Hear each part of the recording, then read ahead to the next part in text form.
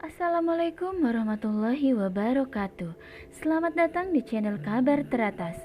Kabar terkini tiada batas, menyajikan informasi dan berita terkini, tajam dan terpercaya. Sebelum Anda menyimak berita dari Kabar Teratas, jangan lupa subscribe dan like channel ini agar Anda selalu mendapatkan notifikasi dari Kabar Teratas.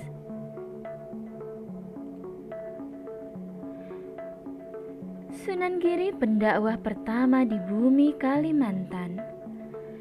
Ada satu fakta sejarah yang jarang diungkap oleh para peneliti, apalagi diketahui oleh jamak orang, bahwa pengaruh masuknya Islam di bumi Banjar tak terlepas dari pengaruh dakwah Wali Songo, khususnya Sunan Giri. Kiprah dakwah Sunan Giri adalah bagian dari dakwah politik Kerajaan Islam Demak. Sebab kiprah Raden Paku atau yang lebih dikenal sebagai Sunan Giri itu sudah lebih dahulu dari berdiri dari tumbuhnya Kerajaan Islam Demak sebagai kekuatan baru pesaing Kerajaan Hindu Majapahit yang sudah mulai runtuh ketika itu. Jika dilihat dari kronologi sejarahnya, kiprah dakwah Sunan Giri telah ada berlangsung pada awal abad ke-15 Masehi di Kalimantan Selatan.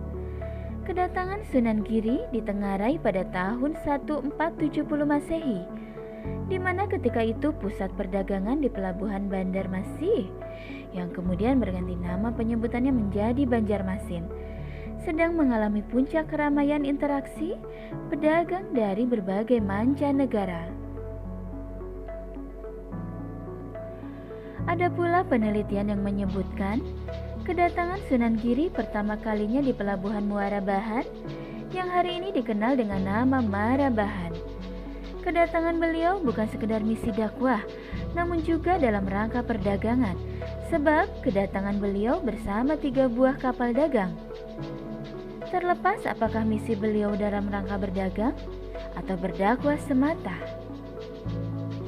Namun catatan sejarah yang tidak bisa dilupakan bahwa orang-orang Dayak Bangumpai yang tinggal di pesisir Muara Bahan ternyata mereka telah ditemukan memeluk Islam lebih dahulu ketimbang masuknya Islam Raja pertama Banjar, Sultan Suryansyah, pada kisaran tahun 1526 Masehi dengan diutusnya Khatib Dayan dari Kerajaan Demak.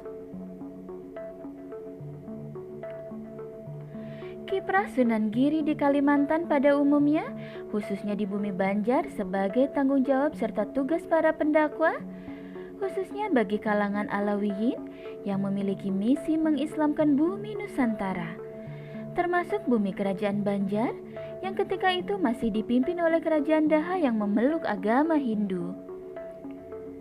Meskipun faktanya Kerajaan Daha memeluk agama Hindu, namun pada masyarakat Banjar yang notabene suku Melayu tidak ditemukan adanya kepercayaan agama Hindu yang mengakar kuat pada keyakinan masyarakatnya, terkecuali hanya beberapa tradisi simbolik dalam beberapa aspek kecil saja yang kemudian berasimilasi dengan nilai-nilai Islami.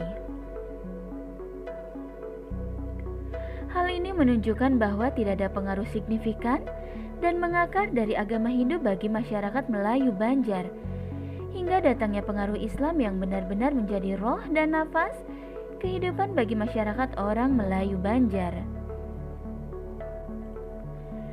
Jika diruntut lebih mendalam lagi, Sunan Giri merupakan keturunan Rasulullah Shallallahu Alaihi Wasallam melalui jalur keturunan Husain bin Ali, Ali Zainal Abidin, Muhammad Al-Baqir, Jafar Ash-Shiddiq, Ali Ar-Uraidi, Muhammad An-Naqib, Isa Arumi, Ahmad Al-Mujahir, Ubaidillah, Alwi Awal, Muhammad Sahibus Saumiyah, Alwi As-Sani, Ali Khalid Hasham, Muhammad Sahib Mirbat, Alwi Ami Al-Faqih, Abdul Malik, Abdullah, Ahmad Syah Jalal, Jamaluddin Akbar Al-Husaini, Ibrahim Zainuddin Al-Akbar Asy-Syamarqandi, Maulana Ishaq, dan Ainul Yakin Sunan Giri.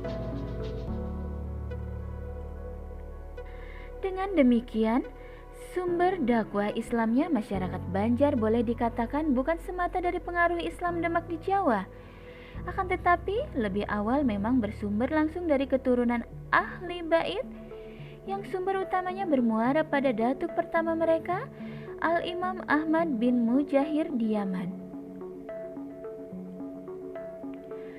Secara kajian ilmiah, Kekhalifan Turki Utsmani pada periodisasi ini sebab pada rentang abad ke-15 Masehi yang ketika itu bertepatan dengan kepemimpinan Sultan Muhammad Al-Fatih sang penakluk Konstantinopel, atau jika ditarik lebih awal lagi pada masa pemerintahan ayahnya Sultan Muhammad. Dengan kata lain, masyarakat Muslim Banjar tidak terlalu tertarik dengan gaya Islam pergerakan atau revolusioner. Dan tidak ada fakta sejarah atau situs sejarah adanya pengaruh kekhalifahan Turki Utsmani pada masa kerajaan Banjar pada periodisasi awal ini. Inilah mengapa kultur, budaya, dan nuansa keislaman bagi orang Melayu Banjar menyatu dengan kehidupan mereka yang lebih senang merindukan kebersamaan bersama Tuhan dan Rasul-Nya dalam amalia-amalia sufistik. Wallahu a'lam.